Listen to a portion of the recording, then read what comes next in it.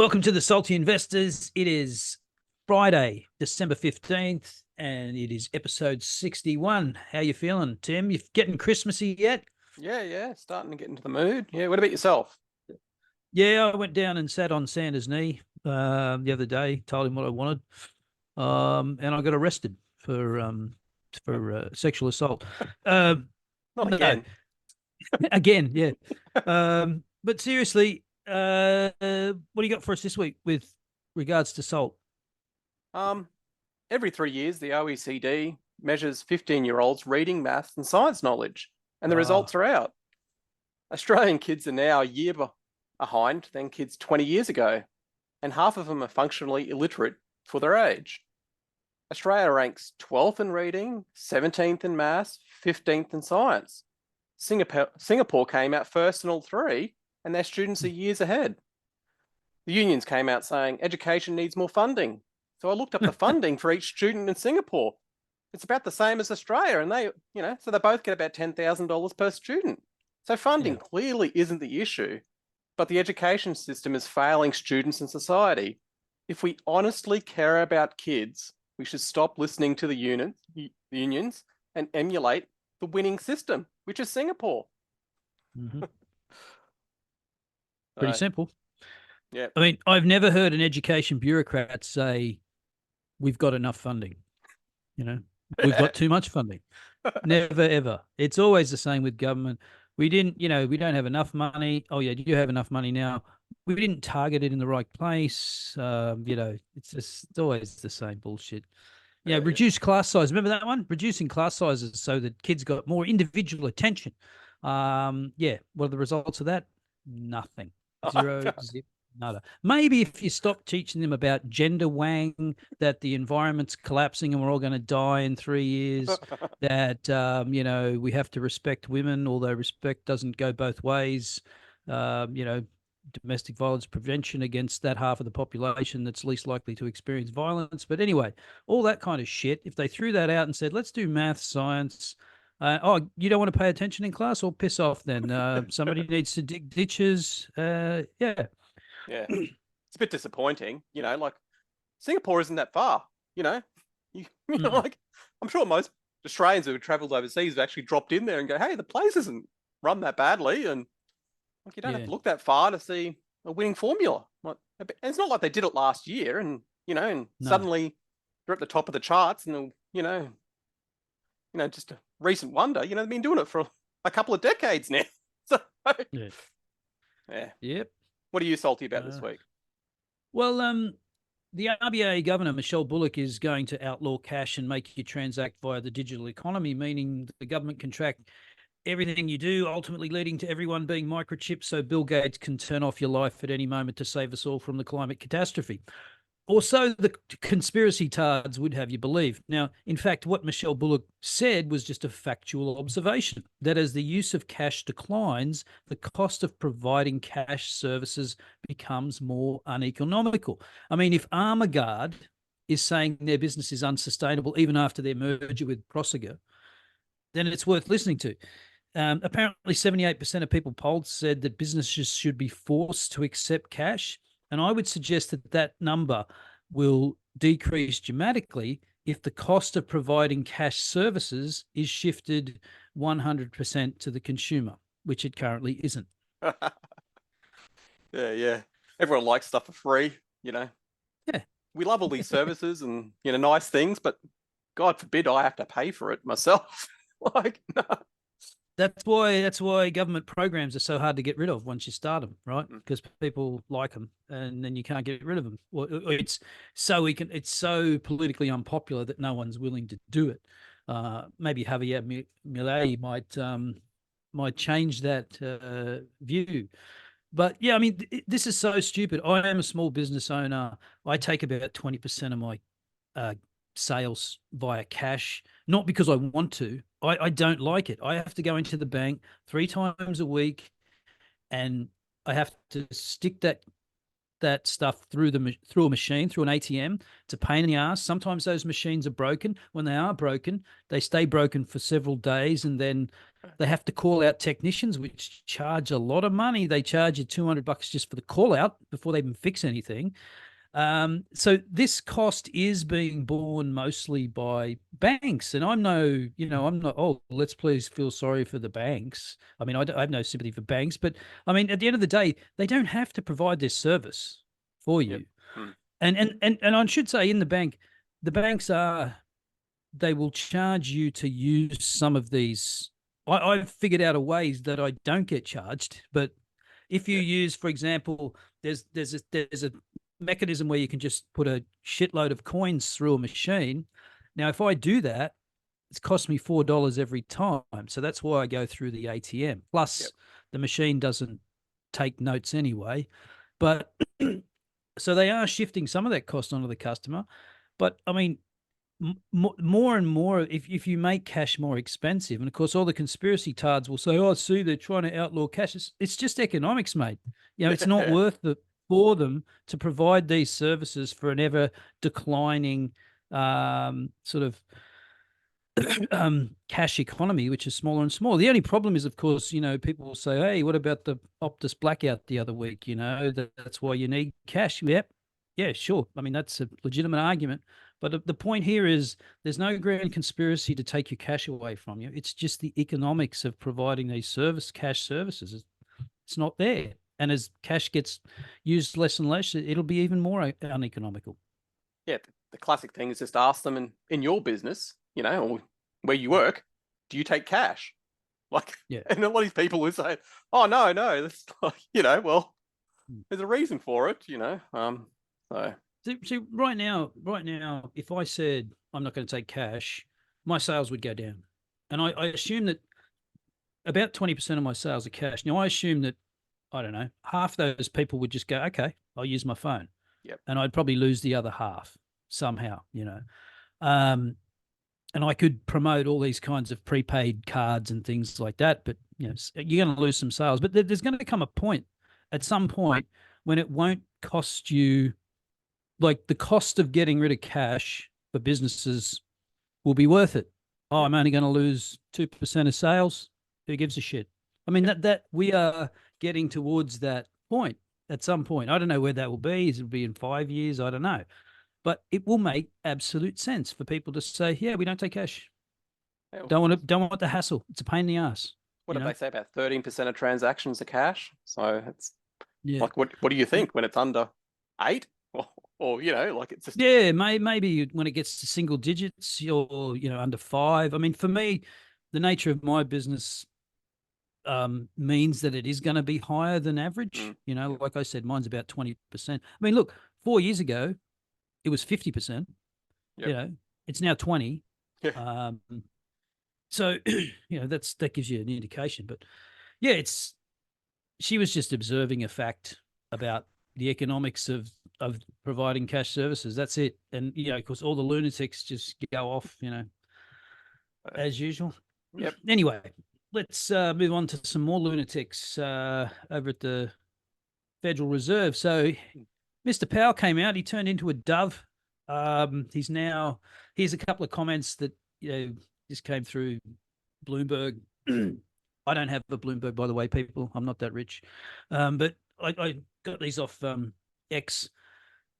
Not likely will hike further. On rate cuts, that begins to come into view. Policymakers are thinking about when it will be appropriate to cut rates. So, that's a change of mindset. Of course, I've got the yields. That was immediately after. Look at all the yields just dropped. Right. The 5 years under 4%, the 10 years almost there. So, pretty quick reaction. So we've been putting up the dot plots for about a year now. And every time we put up a dot plot, the dots got higher, right? So this is the first time, as you can see, everybody's on the same page now for 2023. Everybody is at 5.5 or 5 point, yes, 5 point, whatever, 5.4, if you want to get technical. And you can see now all the forecasts are starting to drop for the out years. So What do you they know? What do they know? I don't know. You know, What's going to crash next year? That's what I want to know. Like if you're cutting, you got something's gone wrong. Like what are they, like, come on. Of course, we all know that you know, you should take any forecast by any economist, doesn't matter what organization they work for, with a huge grain of salt. But yeah, I mean, clearly that idea that rates still haven't gotten high enough yet is at least temporarily off the table, and it's leaning the other way. Of course, the stock market ran. It's been running the last few days. I don't know if you've seen Aussie retail stocks. Like Adairs is up 50% from 2 months ago, or the end of October or something. You know, just crazy stuff. So it's all over. It's all blue sky, Tim. You know, we're going to be back to what do we got here? You know, sort of 3% by the end of 2026. Yeah. So the end of next year, they're sort of, you know, they're around this, what would you call it? I guess it's around 4.5-ish, maybe 4.75. Now, the other thing we should note is that the Fed said that nominal GDP growth for 2024, calendar year, remember this is a calendar year, would be 3.8%. Right? Now, if you've got inflation at roughly 3%, that's a pretty weak economy. So as you just asked, what are they seeing? Well, they're seeing a slowing economy, but it's still, people are still talking about soft landing, no landing, right? And that's what that says. But I mean, if inflation is supposed to be, say, 3, or, you know, even 2.8, you're talking about a 1% GDP growth for next year, which is pretty weak, right? But how can they be cutting if, you know, their range is from 2 to 3? It's not, you know, so how can they possibly be cutting when, I know it's just talk, you know, and they hope it's coming down quicker, but it just seems like wishful thinking, I think. But inflation is going to have to drop pretty quick to be well, inflation is already, I mean, it's already sub 4, isn't it? Yes. US inflation. So, yeah. But it's got to be under 2.5, you know, before you'd think, it's got to get on under 3. on the way there, you know, like before you start cutting, unless you've got some issue. I can't, maybe I'm wrong, and they're going to start cutting it when it gets to 2.5 because they can see it's already baked in, you know, more deflation. Well, I see this as the massaging of expectations more than anything, right? Okay. It's just sort of, hey, let's warm the market up to this idea, you know, and they've got time. They've got time, right? They don't have to rush. The market does some of the work for them by adjusting yields, mortgage rates coming down a bit. I mean, it's not all the Fed, right? So they're massaging expectations. I don't know why I put that in there. I think I just put 2 orange numbers. Oh, that's right. This is the implied yield, implied Fed funds rate. So end of 24. What do we got? They're American dates. Yeah, 4%. Yeah, American dates. Why do they do that? Why do you put the month first, you idiots? So 4% Fed funds by the end of next year. Now, we just saw the dot plot. They're much higher than that. So this is what the market's saying, it's going to come down even quicker, which suggests that they don't believe the Fed's GDP forecast, which could be even lower. So this is the other thing. I have to keep reminding people that if the Fed starts cutting, it's usually because things aren't going great. It's not because they're going good.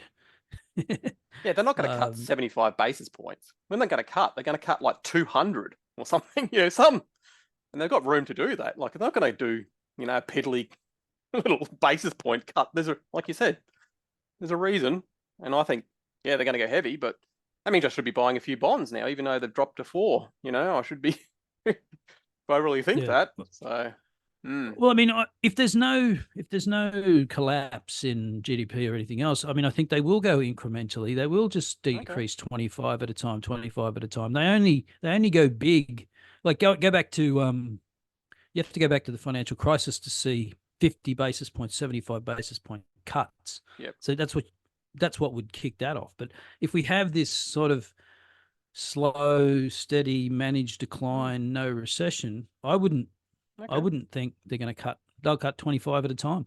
But wouldn't they be scared that inflation is going to pick up again? Like that's like the other side of the coin, like they don't want to look stupid twice. So I think, but I think that this is why they're in a better place than we are in Australia, because they got ahead of it. So did New Zealand, by the way. New Zealand, they didn't sit on it for 6 months and just see what happens. They just went, no, let's get way ahead of this thing. We haven't. I mean, we're still our rate is still below the inflation rate. The US and New Zealand aren't. And so the US has the luxury of sitting there now, just watching the inflation, peter out. And then they can cut because the Fed funds rate will be 2% above where inflation is. And they, gives them some room. I mean, look at us. We're in a shithouse position. I mean, we're still below the rate of inflation, and people are crying out for interest rate cuts. I mean, we're in a bad place comparatively. Yeah, comparatively. So my prediction that unemployment would hit 4% by the end of the year. We're at 3.9, Tim. Oh, and that was for November. Oh, okay. So this is the November number. So we've got one more month. It'll come out in January, obviously, to hit 4%. But I think pretty clear that that's the direction we're headed. So I've got my slides out of order because I'm a moron. What I want to do, what I put here is, so this is the most recent one. As you can see, the yearly change in the number of people employed this year from November 22 to 23 is up 3%. The number of unemployed people is up 16%. If you go back to last year, the number of unemployed people from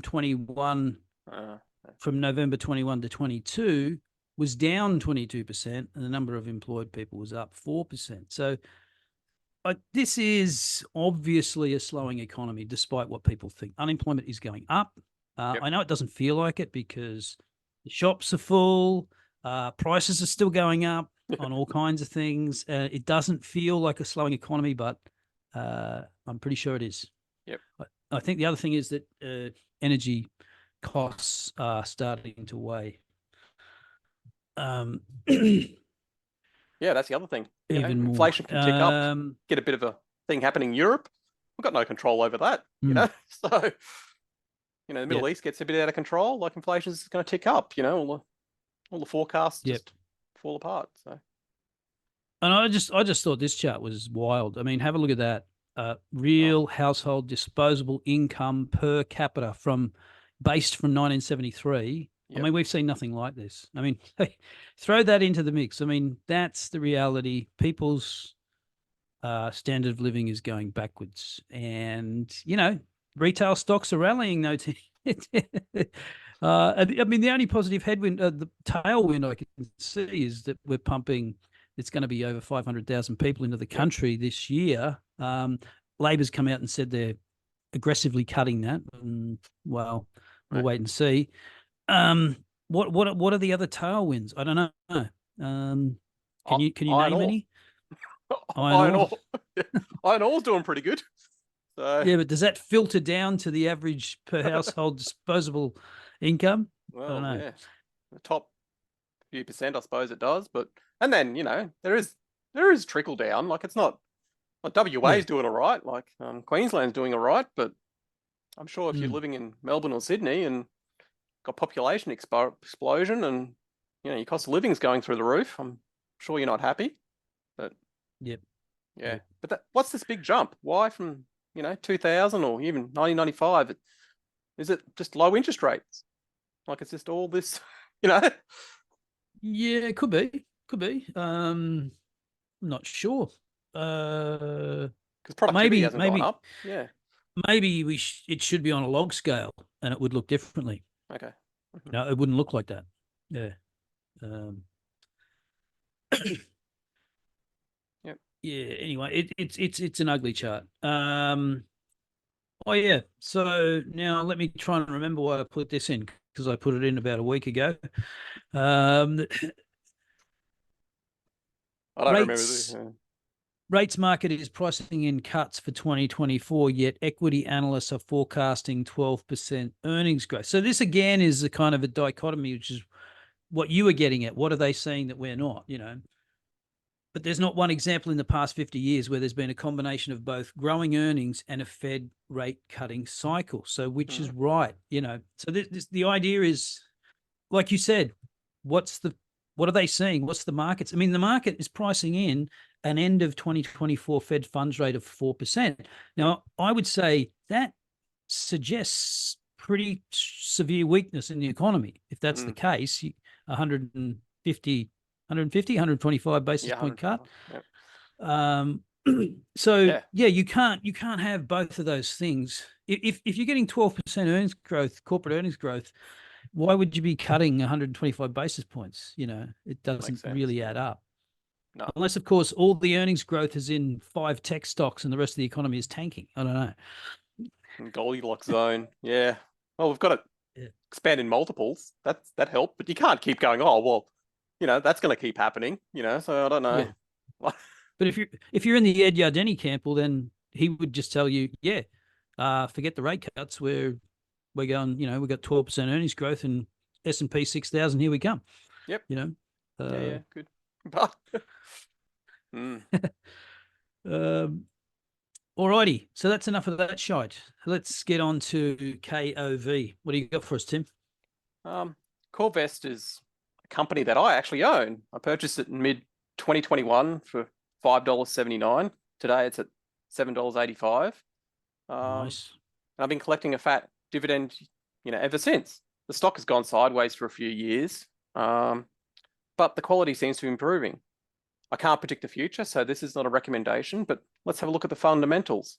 The fundamentals attract me in 2021, largely because I fell in love with, they owned a 14-meter hot-dipped galvanized bar, which is the largest in South Australia. This isn't cheap to own, and you can get very nice projects with this, this spend.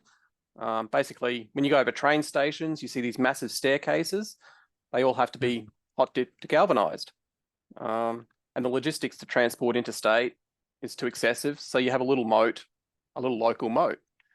Every 20 years or so, they have to replace it. And government loves spending money in these areas, especially in recessions. So I thought it had fairly good downside protection. They've got another cable and pipe support struts business segment, and that's done a lot better than the galvanizing business, mainly because it's in the mining industry. But I'm not keen on that because it's highly cyclical. Remuneration is linked to return on invested capital, which is really weird in Australia. And their bonuses start at return on invested capital at 8% and max out at 12%. So they clearly aligned for shareholders. It's performed similarly to the S&P 500 over the last 20 years, so nothing spectacular. Let's have a quick look at the fundamentals.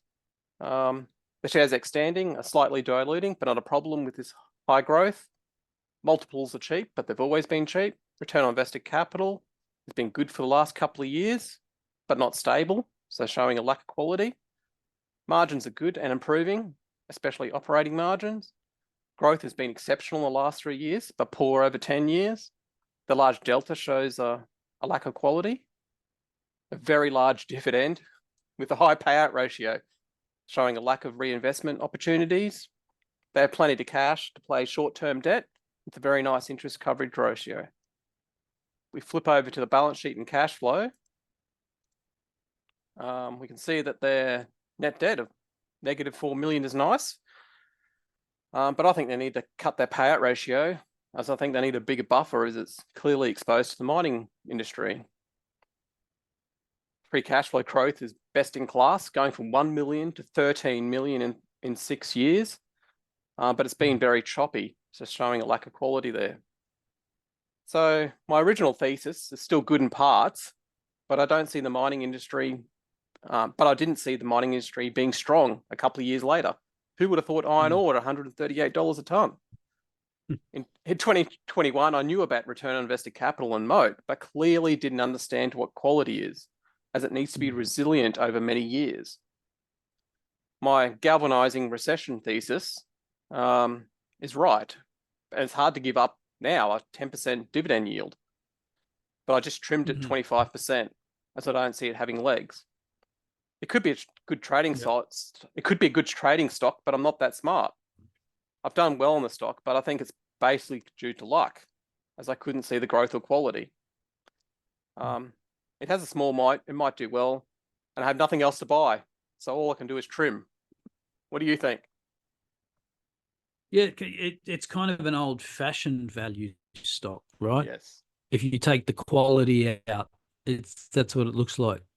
Could potentially turn into a value trap, but it's not excessively priced, is it? No. I mean, it's 6 times cash flow and 8 times PE. Yeah. It's like, I mean, it's that trade-off. I mean, you can get stuck in these things when you have, I'm getting a 7.5% yield, or whatever you bought it at, you're getting a 10% yield, fully franked. So, hey, it's an easy 10%, but of course those dividends aren't always, they're not 100% assured. That's why it costs you more for a yield like that in an equity than it does sticking it in the bank. Right? Risk reward. That's what it is. Yeah. I mean, I don't mind it. I mean, it's kind of, see, the problem with it is that cyclical nature where, I was going to say it's recession proof, but it's not really, is it? No. Because it's got that cyclical nature. So maybe, I don't know. Do you want to get out? I mean, I think you did the right thing and trim some, but do you want to get out before the cycle turns for commodities, or, I mean, good luck with trying to time that one. Yeah.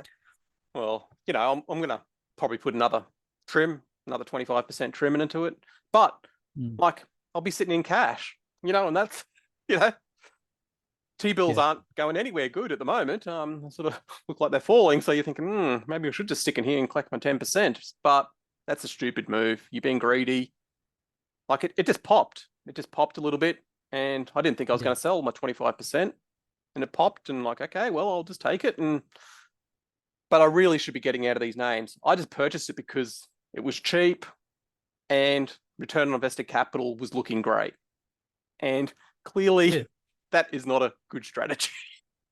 No, but I mean, the good thing, I mean, all those margins have been just gone in one direction, haven't they?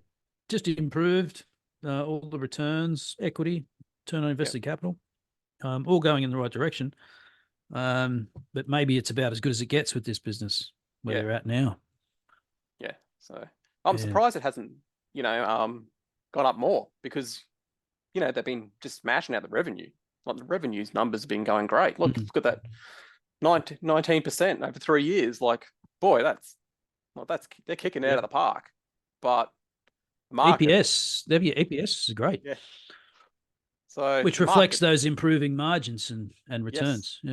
Yeah. Yep. So it's doing all the right things. It's just, if that iron ore price, I think what Treasury market at like $65 now, that's what they think it can possibly fall to. Obviously, it's not going to fall that bad unless something really goes wrong. But like if it fell to 80, like the wheels are going to come off this thing. And then you'll be stuck. Oh, I've then got to hold it through for 5 more years. You know what I mean? When you should have manned up a little bit and trimmed a little bit earlier. When the times were good. So Yep. All right, there you have it, folks. Good old-fashioned value stock, Korvest. Take a look.